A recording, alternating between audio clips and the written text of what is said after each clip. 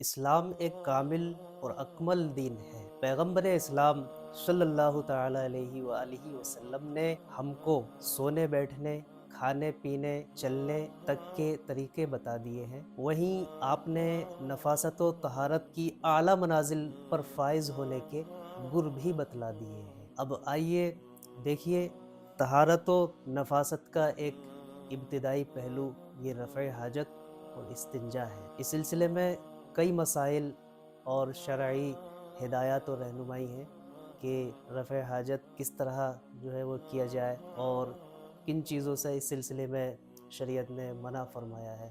ان میں سے ایک مسئلہ یہ ہے کہ کھڑے ہو کر استنجا نہیں کیا جائے۔ حدیث پاک میں ہے، حضرت عمر رضی اللہ تعالیٰ عنہ سے روایت ہے کہ اللہ کے رسول صلی اللہ تعالیٰ علیہ وسلم نے کھڑے ہو کر پیشاب کرنے سے منع فرمایا ہے۔ لیکن افسوس، ہمارا فیشن زدہ طبقہ یورپ والوں کی پیروی میں بہت آگے بڑھ گیا ہے، اور آج کے جدید انسان کے پاس اتنا بھی وقت نہیں ہے کہ وہ بیٹھ کر پیشاب کر سکے۔ بس پینٹ کی چین کھولی، بٹن کھولا اور پیشاب کیا، اور بغیر استنجا کیے ہوئے ہی پینٹ چڑھا لی۔ اب پیشاب کے جو قطرات ہیں وہ جسم کو اور کپڑے کو آلودہ کرتے رہیں، اس کی کوئی فکر نہیں۔ اب آئیے دیکھیے کہ جو لوگ ایسا کرتے ہیں، رفع حاجت کیا، پیشاب کیا کھڑے کھڑے، اور استنجا نہیں کیا، پانی کا استعمال نہیں کیا،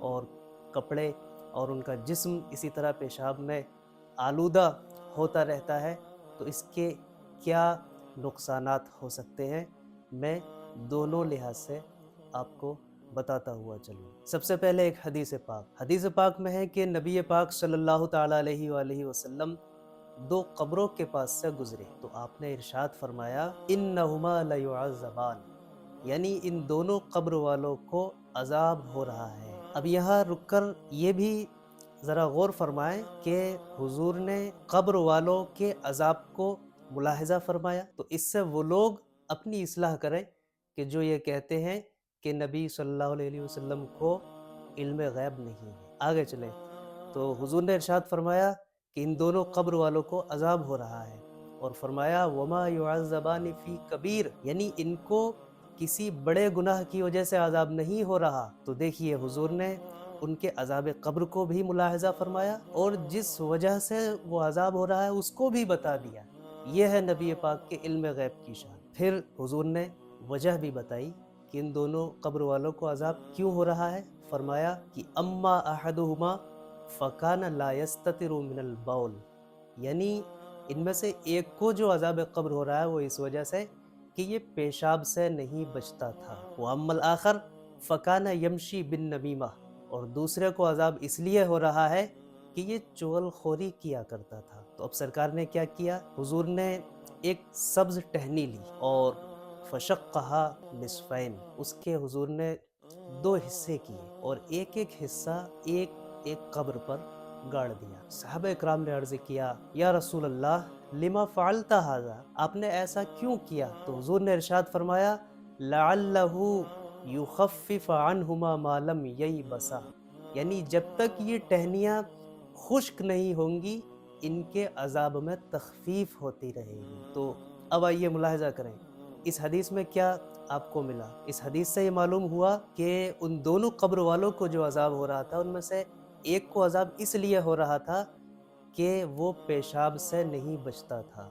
تو اس سے ہمارے وہ مسلمان بھائی درس عبرت حاصل کریں کہ جو پیشاب کھڑے کھڑے کر دیتے ہیں، استنجا نہیں کرتے، پانی استعمال نہیں کرتے، اور پیشاب ان کے جسم کو اور کپڑوں کو آلودہ کرتا رہتا ہے، تو اس سے ہمارے وہ مسلمان بھائی درس عبرت حاصل کریں۔ تو یہ تو ہوئی حدیث کی بات۔ اور اب دور جدید میں جیسے جیسے سائنس ترقی کرتی جا رہی ہے تو اسلامی اصول اور تعلیمات کی حقانیت جو ہے وہ واضح اور روشن ہوتی چلی جا رہی ہے۔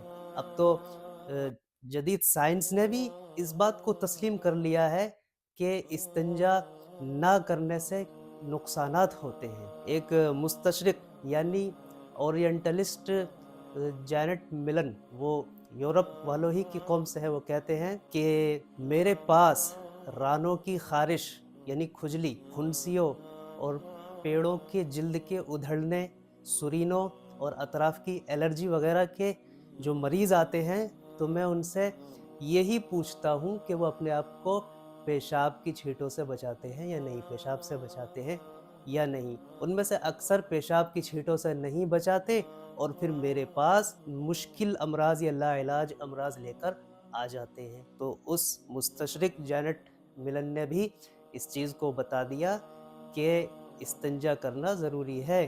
बग़ैर इस्तिंजा किए ऐसे ही जो है वो पैंट चढ़ा लेना और फिर पेशाब हमारे जिस्म को और कपड़ों को आलूदा करता रहे, इससे हमारे जो है वो जिस्मों को, हमारी जिल्द को, हमारी खाल को नुकसान पहुँचता है और हम जल्दी अमराज़ में मुब्तला हो सकते हैं।